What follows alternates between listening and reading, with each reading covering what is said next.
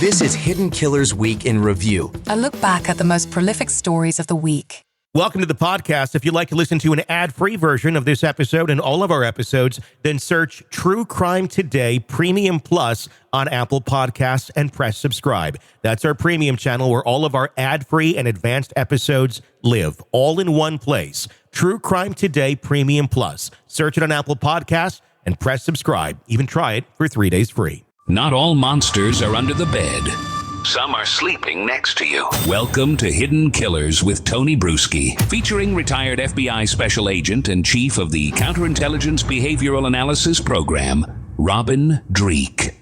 It is the second anniversary now of the murders of those 4 college students in Moscow, Idaho. Very hard to believe 2022 was when that took place, and we still have not yet had a trial. We still do not have a person that has been convicted, but we certainly have an accused, Bryan Kohberger. We've been talking about him now for, almost 2 years in this case. There's been several changes to where this will all be taking place in those 2 years, including a venue change. We've seen various motions by attorneys. We're going to take a look back on this case, where it's at right now and where it is going here at this 2-year anniversary mark with Robin Dreeke, retired FBI Special Agent, Chief of the Counterintelligence Behavioral Analysis Program. Okay, 2 years in, venue changed. We're now having this in the Idaho or in the Boise areas where that's going to be happening in Idaho, no longer in Moscow. Where do you think this sits 2 years in? What's your thoughts on the case as everything that we've known through all these motions all this time?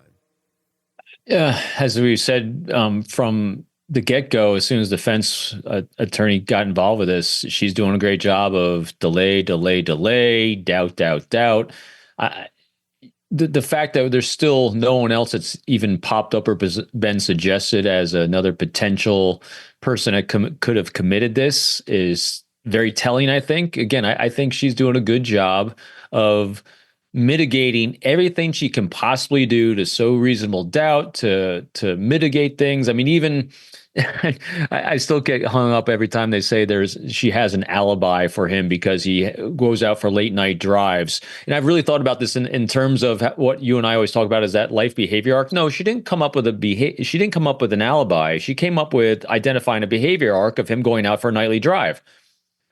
Okay. Yeah. And if you went for a nightly drive past their house, then jumped out and killed someone, that fits it fits his behavior arc. So I don't see how a behavior arc is an alibi if it could reasonably take you right by their house. That's the part that doesn't work. Yeah, it doesn't work. Nightly drives. Okay, well, what's the history? Okay. How can we be okay? Let's look at your cell history. Okay.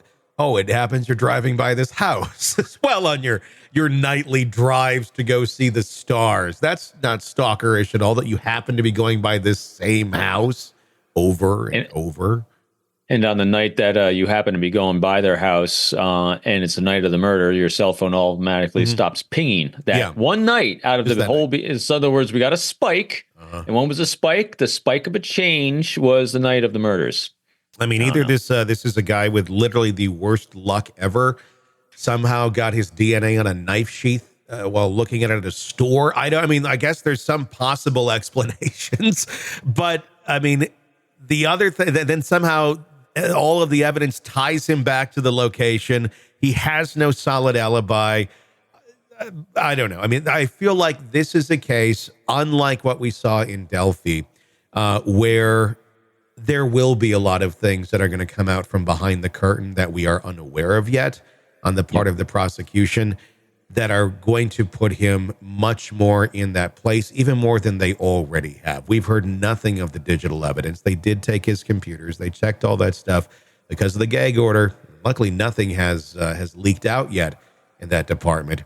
Look, if there's nothing on those devices, I'll be shocked. And if there's nothing there, I'm going to question whether it's Kohberger.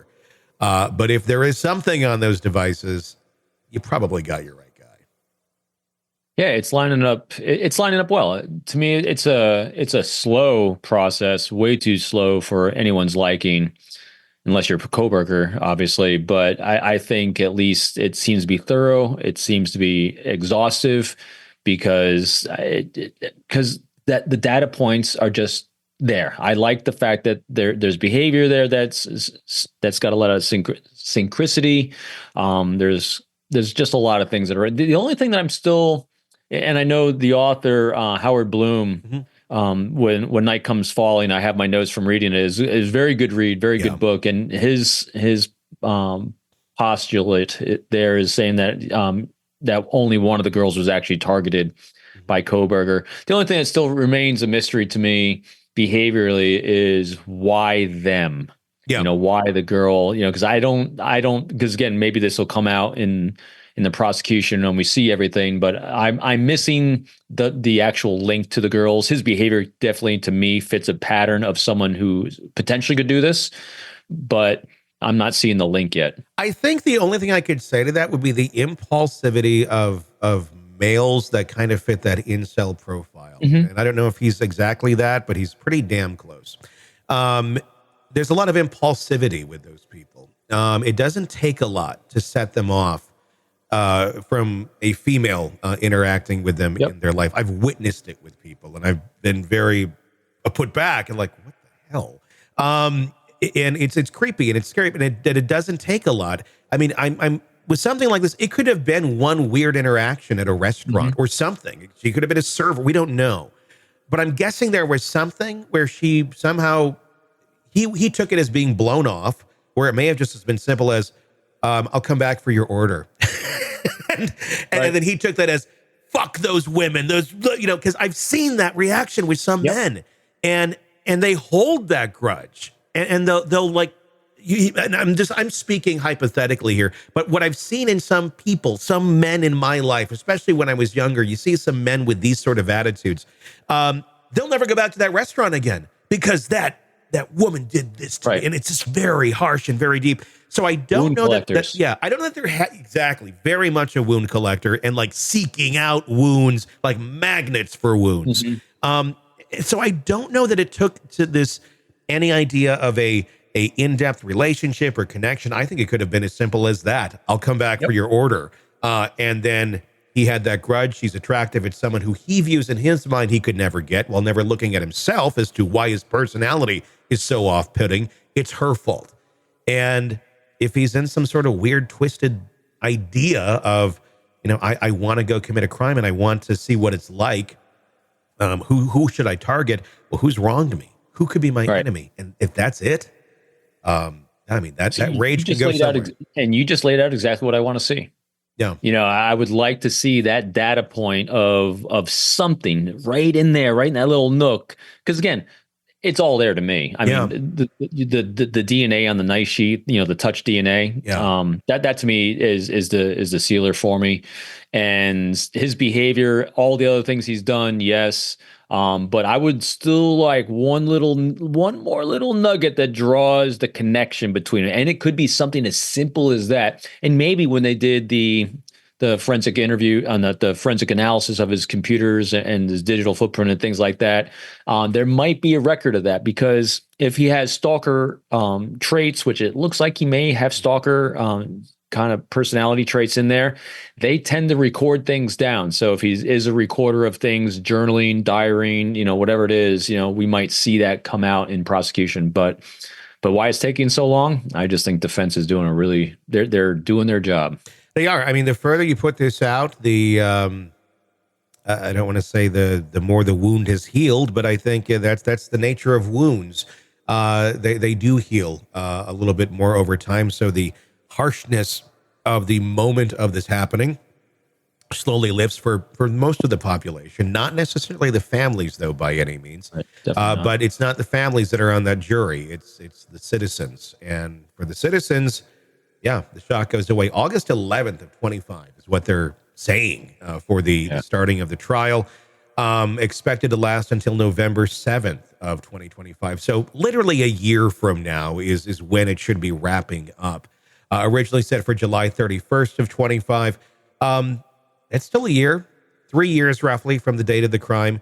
Do you think it'll go back further? Do you think this will have an effect on a jury in terms of the impact of the shock of all this happening in their neck of the woods relatively? It's a great question. So as soon as you mentioned that time frame and the jury, because that's all the defense is doing right now, they're really doing everything they can to mitigate any jury issues they're going to have. Interestingly, and you talk about the shock and the pain of it, the distance heals wound to people that are not emotionally tied to the victims. The victims' families will never have that wound healed. But when you're sitting on a jury, distance and time will heal wounds and the emotional nature of it. So they're going to be focusing more on facts, data, and details. The likelihood of them being more pragmatic and looking at data points is going to probably be higher than emotional sides. And because I think from what we're seeing, they're going to have a lot of pragmatic data points on this compared to maybe eliciting an emotional response, especially since the house was torn down, so they can't walk the ground. There's a lot of things emotionally they won't be able to, I think, draw the jury in with. They're going to be really relying on the DNA evidence, the cell phone triangulation evidence, the whatever images they have, the cars, interviews of family, collections from trash cans, all these different things. They're going to be really focused on all these details, which does not bode well for, I think, Kohberger. No. I'm wondering who's going to make the witness list for a crime that, no one really saw. You have the two girls downstairs who I'm sure will probably be called up and probably thrown through the ringer on the part of the defense in terms of what they're going to talk to them about or challenge them about. But what I do wonder about is his parents. I also wonder about the people that Howard Blum talked to, or Blum talked to, in creating that book, because if his reporting is accurate, and I have no reason to believe it's not, he talked to a lot of people who talked to the parents, who knew the parents, Kohberger's parents, pretty well. And what I got out of it was that the parents kind of felt like maybe it's their son. I know they made statements saying they are standing by their son. They never said they think he's innocent. They never said they think he's guilty. So I'm not going to put words in their mouth. But, when they're talking to the friends of the parents off the record from what they were telling them, sounds like they kind of feel like, maybe Bryan could have been capable of doing something like this. And how powerful that's going to be. Yeah, and his sister was saying something to the effect as well, I think. Yeah. Because, again, what I thought was really good, I went back and I looked at my notes on that book, which was really good. He did something really original I never thought of before. Again, that's why he's a Pulitzer Prize winning, investigative reporter. So of course he knows how to do these things. Sure. But he said he followed up on what the Idaho Police Department did. And that was he looked at the DNA genealogy online, found everyone connected to the Kohberger family and talked to everyone in there. Yeah. That's going to do what? It's going to fill out the nooks and cranny of the life arc as observed from other people. That gives a very good, solid picture, I think, of an individual you may or may not be looking at.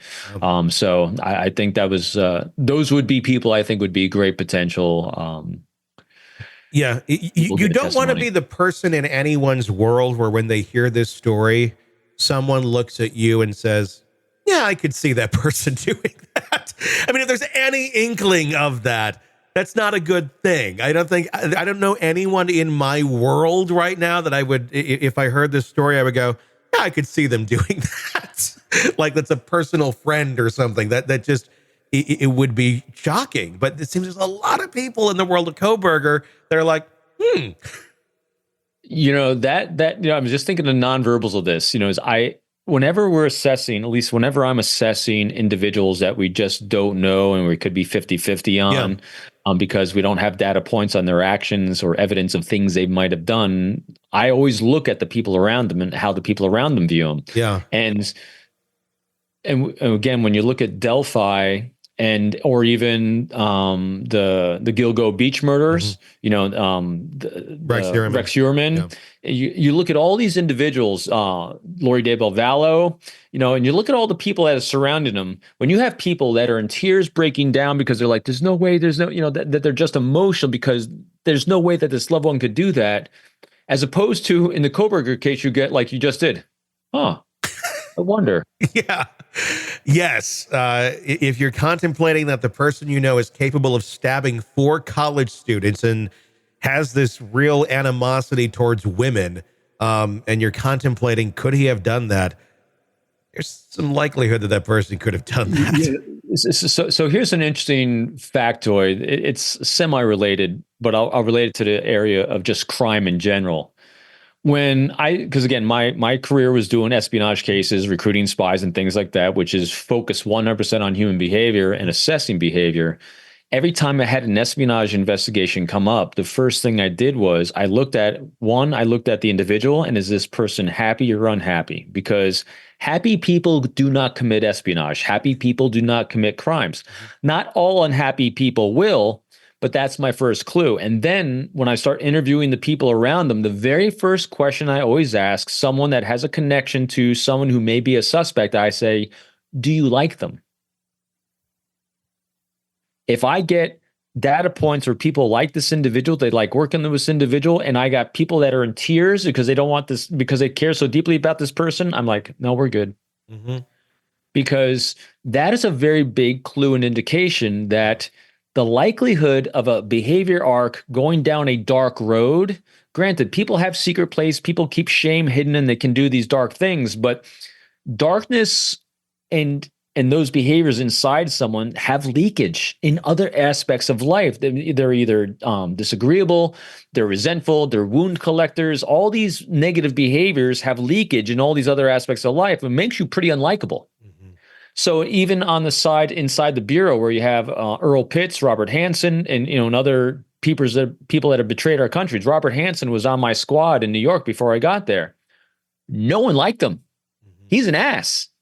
Oh, well, not that all asses commit espionage, but of course, then he commits espionage and it fits because he was very unlikable. He's a wound collector, victim. He saw himself as a victim, and so he's going to seek retribution. Yeah. And so that's why I'm not just looking at the individual. I'm looking at everyone around him in life because they are the very telltale signs of, do we have healthy relationships with people or unhealthy? Because again, unhealthy doesn't mean they're bad people. It just means that let's look a little more. Yeah. Because happy people do not commit crimes, and generally happy people, positive people with positive aspect about themselves, have healthier relationships. Welcome to the podcast. If you'd like to listen to an ad-free version of this episode and all of our episodes, then search True Crime Today Premium Plus on Apple Podcasts and press subscribe. That's our premium channel where all of our ad-free and advanced episodes live, all in one place. True Crime Today Premium Plus. Search it on Apple Podcasts and press subscribe. Even try it for 3 days free. All right, true crime addicts, let's cut the crap. You're knee-deep in the gory details of your favorite podcast when suddenly a commercial hits like a bad meal. Seriously?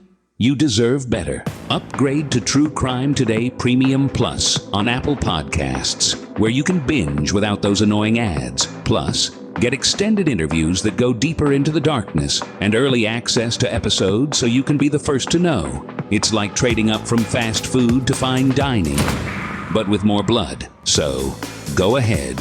Search for True Crime Today Premium Plus on Apple Podcasts. Subscribe and feast on the good stuff.